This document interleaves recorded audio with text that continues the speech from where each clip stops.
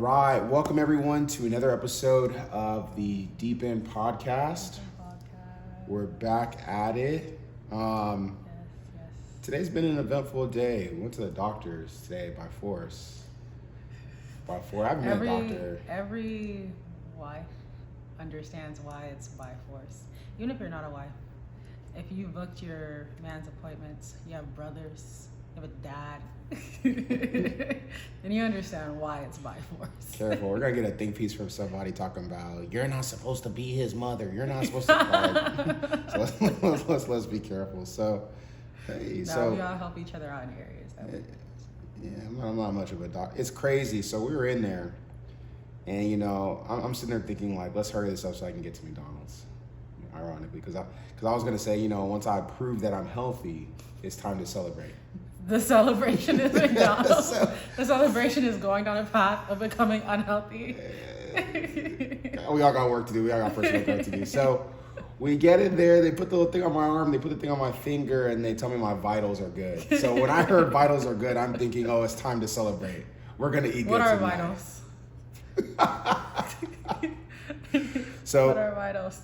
So to me, all I needed to hear was the vitals are good. I don't actually know what vitals are, but I just needed to know that the vitals were good. But what's crazy is that when the doctor came in after they took our vitals, and she was talking about how she was like, "Oh my gosh, your wife's waist is amazing," and she had just told me I had high BMI, and I'm thinking in my head like, so I'm not eating. I'm serving waist and face. She said waist and face. Okay. So I've made it my mission to now officially serve waist and face next time we go there.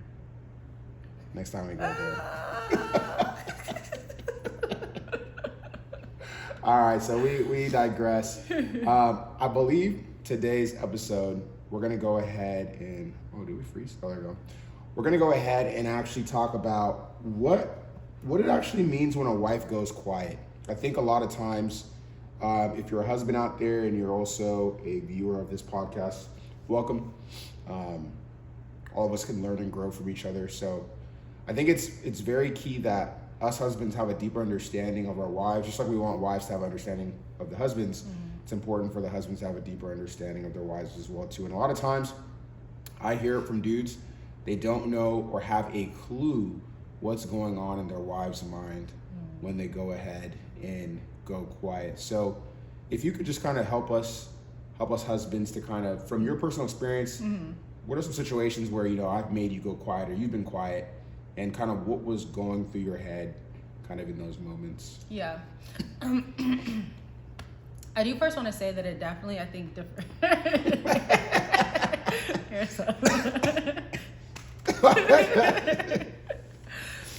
it definitely depends on the person. For me, in our past experiences, there were a couple of reasons why I would go quiet. I think it changed like in each of our like relationship stages. I know when we first started dating, I would kind of go quiet because I just didn't feel like I was comfortable enough to express like my thoughts or how I was feeling, and I also just didn't know how to put it into words as well too. So I didn't want to communicate it in a way where it wouldn't be received and it would just make things worse. Yeah. So that could be a reason why she goes quiet. Another reason is that, again, like she might not have that safe space to where she feels like she can express her feelings and they'll be received. Okay. As opposed to being dismissed or maybe feeling like she's doing too much or over exaggerating or asking for too much. She probably just doesn't have she probably just doesn't feel like she has that safe space to express how she's feeling. And another reason could be is that, and I know for me, sometimes I still do this, is that I'll go quiet because I really just don't know what the feelings I'm feeling are yet, and I can't put words to them. And because I can't put words to them, I don't want to say anything, and then it again could escalate things, or I'm just not communicate it in a way where you can understand it. So I'd rather just analyze the situation in my head first, and then go ahead and communicate to you, which isn't necessarily healthy, and I'm working on that. I'm working on it. But those could just be a couple of reasons, but yeah. Okay, that makes a lot of sense, because I think that before I got into like this like relationship space, I didn't quite have an understanding of like why women would suddenly get quiet. And here my train of thought, and maybe this is super guy African man logic. To me, especially in the past, and even the early stages before we started actually like when we were just like early dating, not even like engaged, married. To me, when people would get quiet when they were bothered, it would either mean two things to me. Well, it meant that they were probably frustrated, but it would have two responses out of me. Sometimes I would go ahead and, in my case, really care maybe too much and almost be upset that the other person is showing like negative emotions or like withdraw. I remember one time we were actually in the car, I think we're going somewhere on a date, and you had got quiet out of nowhere, and I just remember just getting agitated and just being like, why are you quiet all of a sudden? Like, just cool girl. Don't do the name calling, y'all. We never call each other out of our names. We never, no. even from dating, we've always been respectful and had sense around that, but still calling her a cool girl is something that she doesn't like. Yeah, no. Right? And that's something that I used to always say when I was frustrated, because when she would get frustrated, she would get quiet, and I never understood like what was that, right? So it either make me get agitated and then start like name calling and attacking in that way, which wasn't good. Yeah. Or if I really was in my own like withdrawal state, right, which sometimes I would use as like armor, like, oh, you wanna shut down, you wanna withdraw?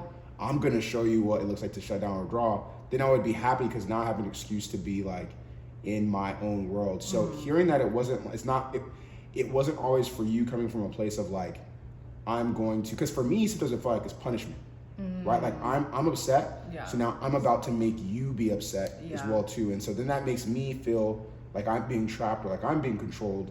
And so then I'm like, I need to withdraw to protect myself. So what I'm hearing you say is that it wasn't necessarily coming from that place of like trying to control or punish. In my case, in my case. And again, I think that it varies depending on the person and probably like their attachment style and like communication style, all those things. But in my case, it would always come from a place of I just didn't know what feelings I was feeling yet, and I couldn't name them, so I didn't want to say anything and then not be able to communicate to you how I was feeling correctly. Gotcha. And then, or it was because I just did not feel comfortable enough expressing like my feelings to you. I didn't feel like I had that like comfortable space early on, not now, being able to do that. So it depends on the person, but I should never, if it comes from a place of manipulation, then that's definitely a problem. We shouldn't be giving people the silent treatment, husbands, wives, friends, whatever dynamic it is. You shouldn't be giving people the silent treatment to punish them. You know, like you have to be able to communicate what you're feeling, or communicate like, oh, I need a moment to just like gather my thoughts. Don't worry if I'm going quiet, like I still love you, I still care about you. I'm not doing it intentionally to hurt you. I just am trying to understand what it is that I'm feeling right now before I say anything to you.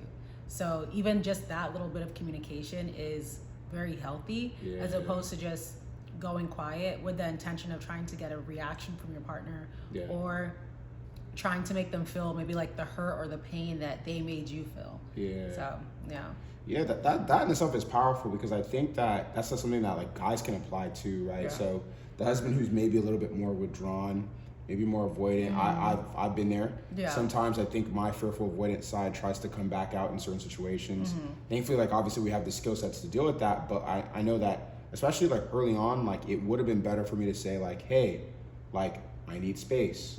Like, and not just say space, but say like, hey, just like you said, give that reassurance. Like, I love you. I love our connection. I just, right now, my emotions are at this level. And I just need to take a little bit of time to be able to like regulate, but I'll be back in like 30 minutes. I'll be back in like 15 minutes. And I think one thing that I had to learn is not like, so when you like disconnect, it's not like a disconnection to, like you said, punish.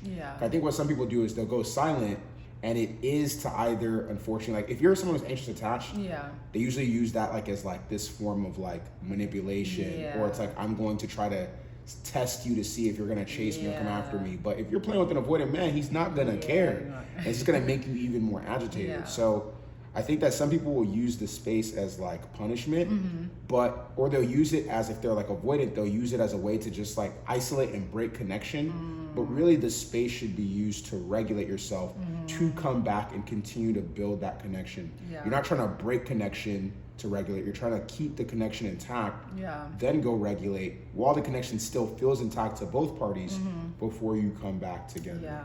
No, that's true.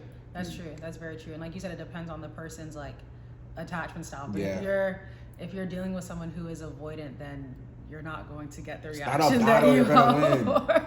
It's just not. It's not a battle. We would try to out-avoid each other in the past. Like, we would try to legit see. Because he definitely thought I was like, I think he thought I was anxious when we first met. At first, yeah. Yeah. So then I think that when I started to like kind of stonewall or get cold when we would have these like moments, it threw you off, so you were just like, okay. It became a petty war. I'm gonna be honest, it became a petty war. It was like, who's gonna out avoidant who, or so it's the same cycle. Like, I felt like something would happen, you would be triggered, but because again, so for those of you who don't know, we both used to be formerly fearful avoidant. Sometimes these tendencies could try to pop up, but for the most part, like, we do a good job of, again, having these secure like skill sets. But especially early on in dating, something would happen, she would get triggered, and it wasn't like she was gonna chase or cling. It was that she's gonna withdraw and shut down, hence why I would call her the cool girl. Right, which is not fair.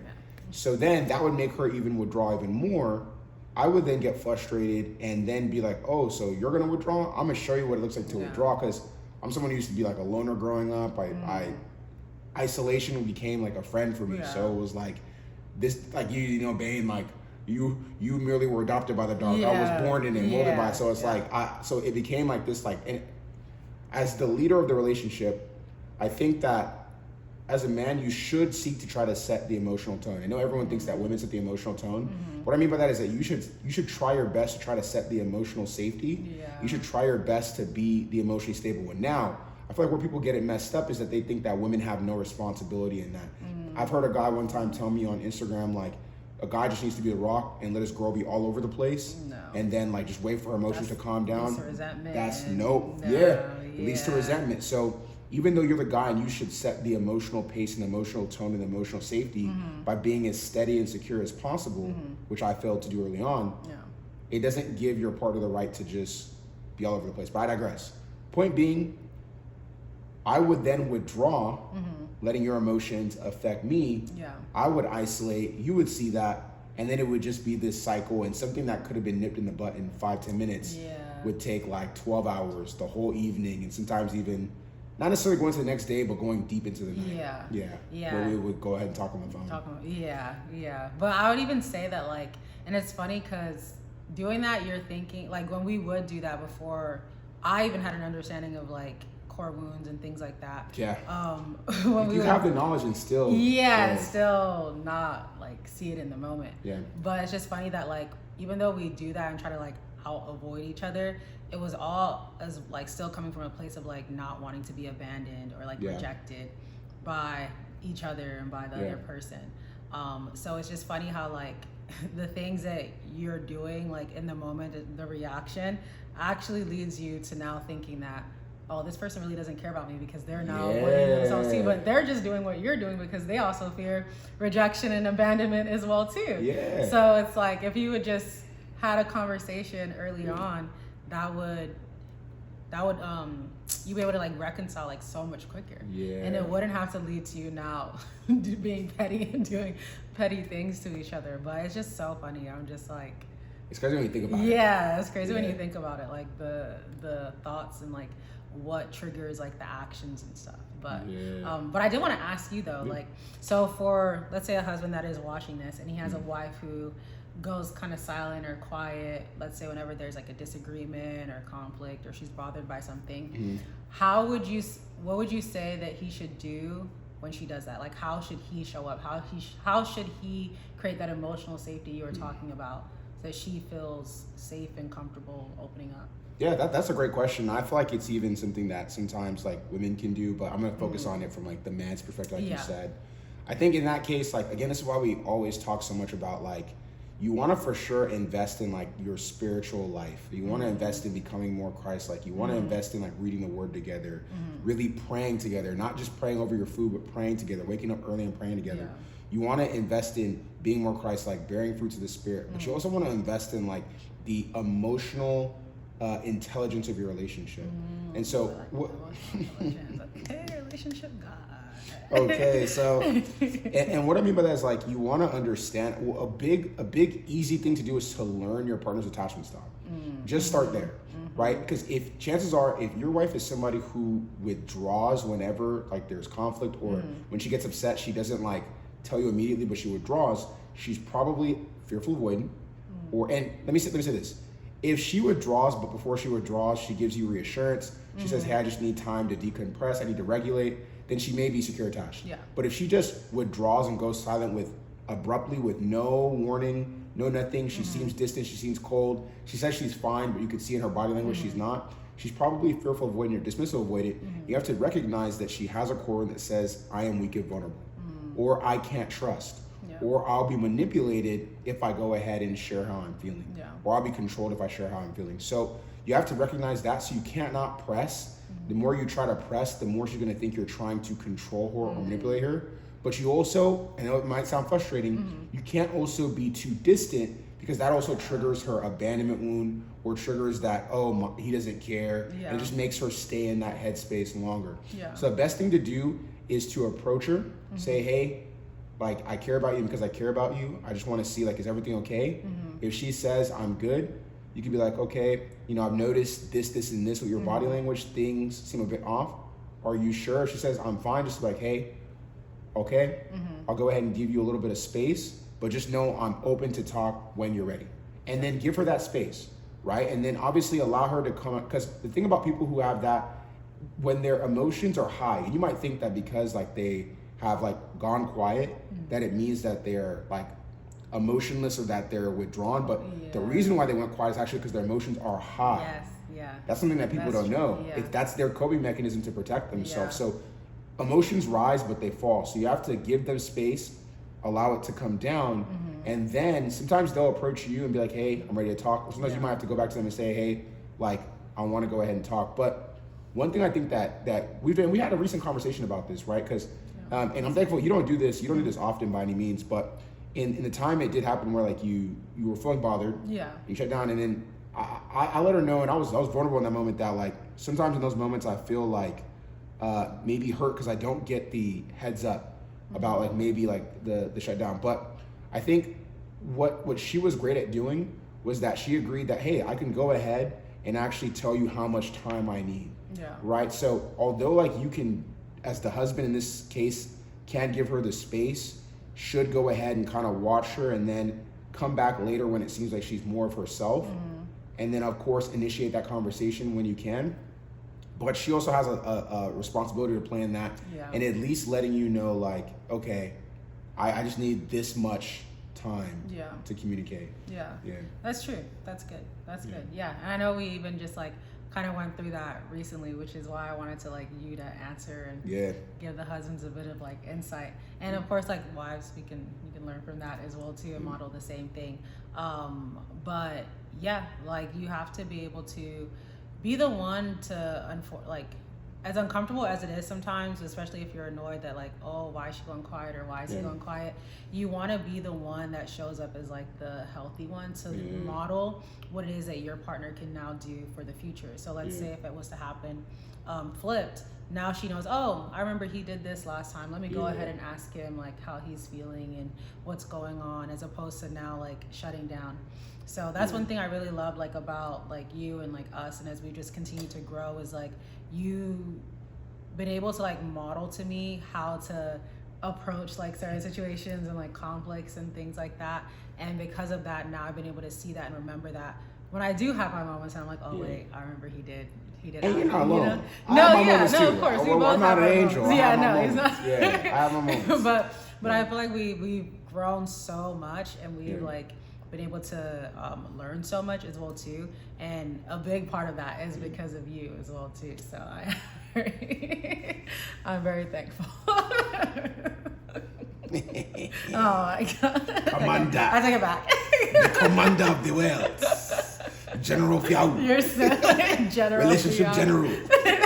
Relationship general. Oh man, that was very sweet. Thank you. Yeah, but really, I do. I really love that, and like I think that if a lot of men like understood like what it is that you teach and just how like you are big on, like you said, like men taking that lead and like creating that emotional safety, I think that they'll see how much of an impact it has on like their wives or their partners and stuff. Especially if you have a wife who isn't like someone who's like crazy, like not crazy. I don't say crazy, but you know what I mean. Some spouses can be a little off. They can. Like unreasonable, right? Like if she's not yeah. someone who's unreasonable, but you just are trying to learn how to understand her and like communicate with her and like connect with her, then like being able to create that emotional safe space for her will really help her be able to open up, and you'll be able to model to her what it is that can look like for your relationship. And again, if she's not an unreasonable person, like this is going to be very, very like big for her, and she's gonna follow your lead for sure. She's gonna follow your lead. So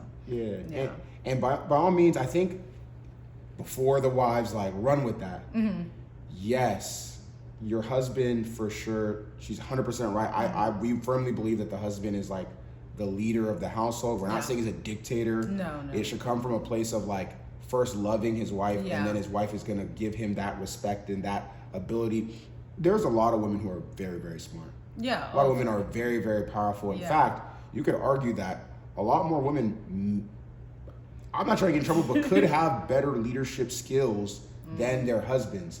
So I think the fact that they have to then be the ones to submit, I think is a powerful thing in itself. It's not coming from a place of being docile. It's like you could be a big dog in your relationship, but you're still choosing to submit, which I think is powerful. So I said to say like, even though the man is like the one who leads biblically, okay, and he should ideally be the one to set the emotional tone and the safety, it does not mean the wife cannot do that too. Because the reality is, if your husband is somebody who's withdrawn, is somebody who's avoidant, is the one in this dynamic who shuts down often, nice guy, but just very to himself and just emotionally shut off, you have to lead. You cannot say, I'm going to wait for him to be the one. I'm not saying lead the marriage. I'm not saying lead the relationship. Don't clip me up and PMO. But relationship guy. Canceled by the Christian community. Oh my gosh. It'll probably happen someday.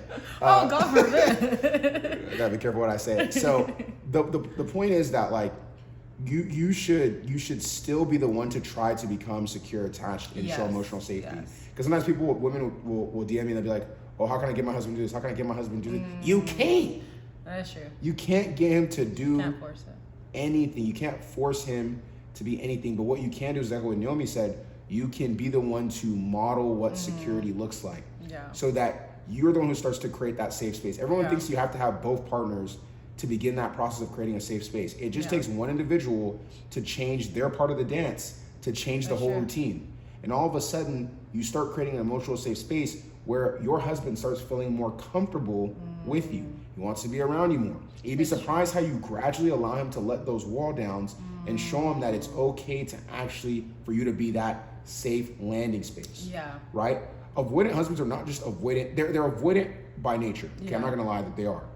However, in even our dynamic, when my fearful avoidance started to come up and I was in that withdrawn state, the most powerful things, and I would see it in real time and be like, man, she's awesome, is when like you wouldn't get defensive, you wouldn't attack, you wouldn't cling, you would show understanding. You would recognize that like, hey, maybe I'm triggered about something. And then you would ask questions, you would show genuine care. You wouldn't do things that would trigger me deeper into an avoidant state. And again, I'm not saying it doesn't mean that you were fully responsible for carrying the relationship, but in those moments you presented an emotionally safe space that allowed me to come back out of that shell naturally. And so I don't want the wives to think that, oh, my husband, he needs to be the one to start this process. You can be the one to start this process, and you'd be surprised how, just like last thing I'll say, you always see, now, but I want them to hear you too. You always see wives who like they'll be like the spiritual leaders of their household first, right? And then maybe their husband doesn't really like church. Maybe he goes to church, he doesn't read the Bible, and the wife's a prayer warrior, she's interceding, she's fasting. Like, of course she doesn't want to be the spiritual head of the family, but she does it because it's required. approach that the same way with emotional safety and becoming secure attached. Just do it at first, create that environment, because just like your spiritual dynamic changes and eventually your husband can overtake you, he can also become more emotionally safe or even more emotionally intelligent than you if you just create that space to allow him to blossom and grow. Yeah, that was deep in podcast done.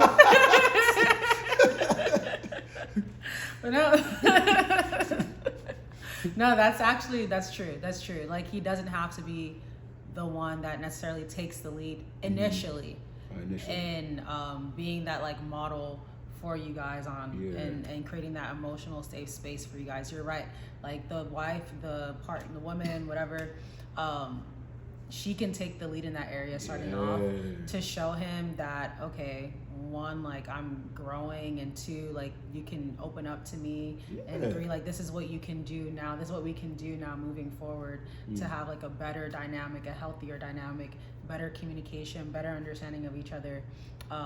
So no, you're right. You're 100% right. And it also doesn't lead to like resentment as well too. Like, if you both just decide, like, I'm not gonna put in the work, neither one of us are gonna put in the work, I'm gonna wait for the other person, yourself up for failure, man. You're setting yourself up for failure. And that also is just like, to me, another form of pride.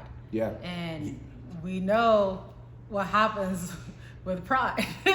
Please keep going deeper to that. Yeah. I think a lot of, no, you, I find a lot of people, like, they don't recognize that. It's like a form of pride. It's a form of pride, because again, even when we used to have our petty avoidant ops, right? It's because, I'm gonna prove to the other person that, like, I don't care. I don't need them. And that is pride. And pride is not going to get you far. We see what happened to Satan. Like, it's not gonna get you. What she's saying is, you are Satan. You are Satan. We rebuke you. Tell your spouse, I rebuke you in the name of Jesus. Bow down, Satan. Tell your wife, you are Satan. Husband, you are Satan. Bow. In Jesus' name. Oh, gosh. Cancel. Cut. Cancel him. Cancel him. He's a fool. Video has been removed. It does not follow our guidelines. Oh my gosh. But no, it is a form of pride. Again, it's just you not wanting to be the one to show that vulnerability first, and that just leads to more distance. That just leads to more misunderstandings. So if you really want to see growth in your relationship, growth in your communication and connection and understanding each other, then you're going to have to put aside that pride and be the one to step up and take the lead in growing in your communication, growing in vulnerability, growing in being able to handle and like be okay with like conflict and stuff. Like, you have to be the one to take the lead. Somebody has to do it. And it's better to be the one to take on that responsibility than wait years and years down the line, and now you're growing distant, now you're having more arguments, now you don't understand each other. And all of that could have been avoided if one person would have just put aside their pride and decided to go and heal and become emotionally intelligent and create that safe space for you guys. So I agree. And I wanna say one point to what you said about the pride, and I have a question for you too. I think people like maybe don't sit down and think, and I've sat down and thought about this myself. So this is not just a people thing; it's a personal thing. I think for me personally, when I've showed up in prideful ways in my life, when I've really thought about it, it's come from hurt or fear or sadness.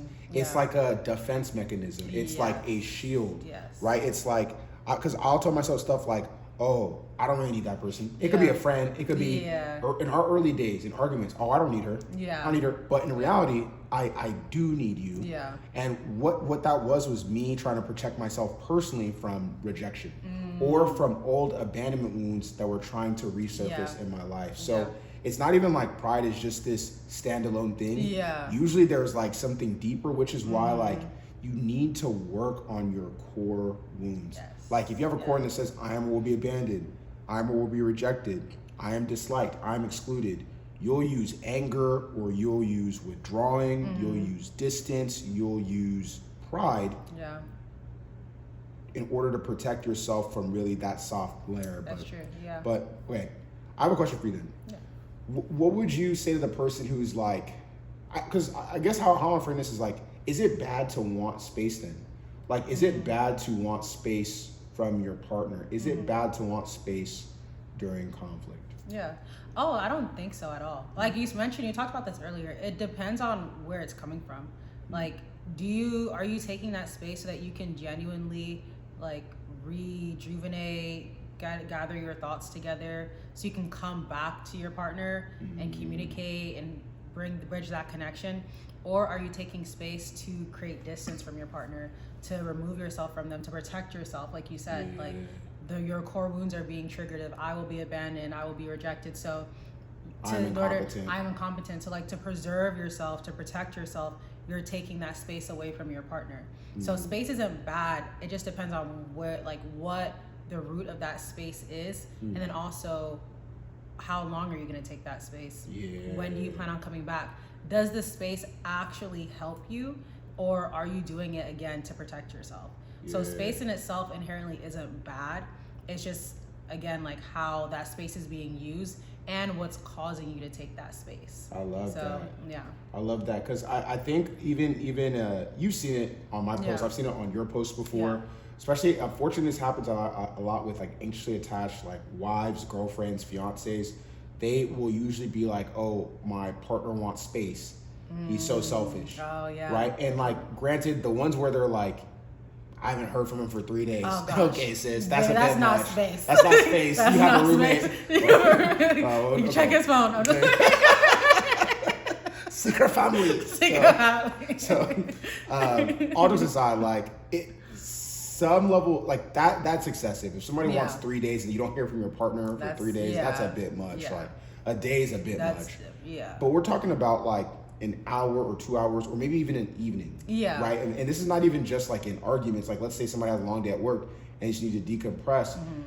You have to understand, if your partner is any type of avoidant, whether fearful, especially dismissive, they're gonna need baked in space. Now, they need to like do a better job of communicating, like you said, like, this is not coming from a place to punish you. I need this to be able to recharge, but I still love you. I still care about you. I need this much space. Putting a reasonable time limit on it, rather than just like, again, taking it without saying anything. No, that's literally true.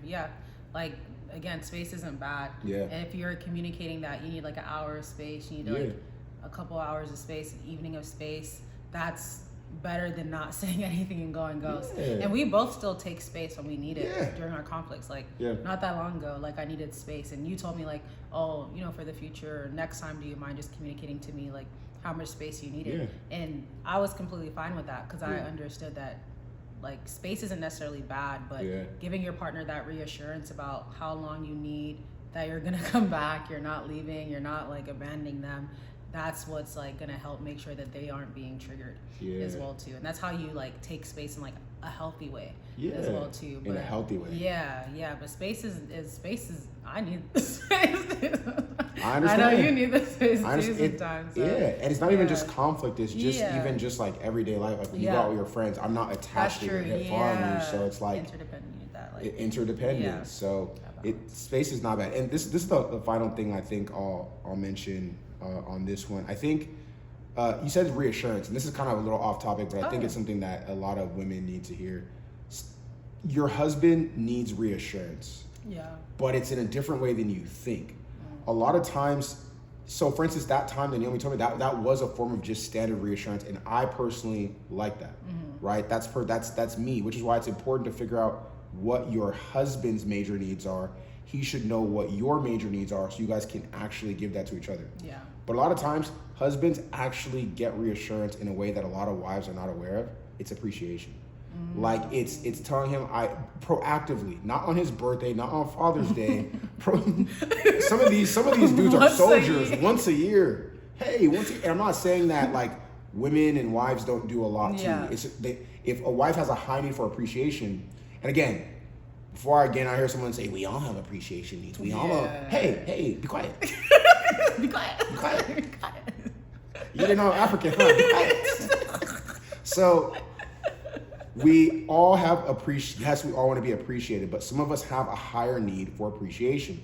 Like women who need reassurance, men who need reassurance. Yeah. Everyone needs reassurance to some level. Everyone needs comfort to some level. Yeah. But some of us have an even higher need for those things. Mm-hmm. So a lot of husbands have an even higher need for appreciation than their wives even realize. And so when you proactively show man's reassurance, it goes a long way in him wanting to be around you more, appreciating you more, and being open to hearing you when it is when it's time for you to go ahead and ask something from him.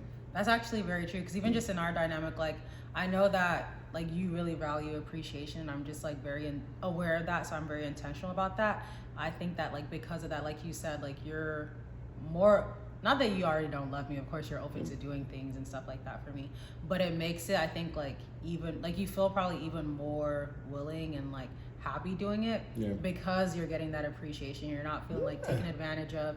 You're not feeling like your feelings are being pushed to the side, or like I'm thankful. Yeah, exactly. I think it's another great way to just let your husband like feel seen as well too, so they don't feel like they always have to be the one to, oh, I gotta make sure her emotions are okay. Oh, I gotta make sure she's fine. I gotta make sure they're fine. Like the kid, you know, like it's a way for them to now to also feel like, oh, my emotions are important. My feelings are important.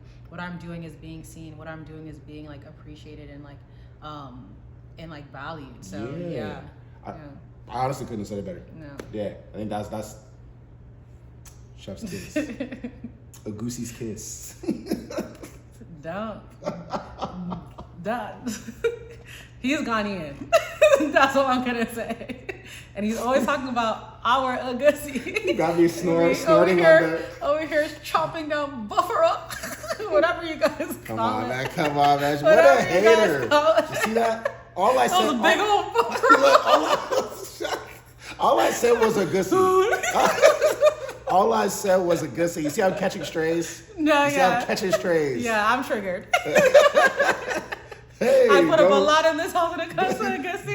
Don't ever make comments about, hey, all you brothers out there, you know, our fellow African American brothers and our white brothers and sisters, our white brothers out there who maybe want a nice Nigerian wife in the future. Don't talk about Agusi. Don't talk about jollof rice. Just agree when she says it's better. Just agree. Don't talk about leg work. Leg work? Okay, so clearly we're off track, so we're done. Thank you. I don't know if you should thank people at the end of a podcast. I think we do. Oh yeah, thank you for tuning in. Thank you for tuning in to the Deep End Podcast. To the Deep End Podcast. We hope you had fun and you enjoy. Share this with friends or family. Yeah. Don't only share it to your married friends and don't just throw it in the group chat and be like, y'all married, shut. And don't. Yeah, no. Don't do that. But maybe share it with up and coming whippersnapper who's gonna get married soon. They want to grow. Up and coming young person who wants to get married, even a single one wants to get married, but also your married friends who may want just a different perspective on maybe how we're not know-it-alls. We don't know everything. No, yeah. We still have our By discussions. By God's grace, we're still growing. Yeah. Now, granted, we get triggered maybe a lot less than people, and our triggers are few and far between, and we have good skill sets to deal with stuff. But we're learning and growing with everyone, and it's just a perspective to share. So share with your friends. Yeah. Any last thing you want to say? Oh, no. Thank you guys for watching. Definitely like, subscribe, and don't forget to leave a comment on what kind of topics you guys want us to dive into, what you want to hear about. Every Thursday. We're doing it. Every Thursday, we're consistent. But all right, y'all. All right, bye.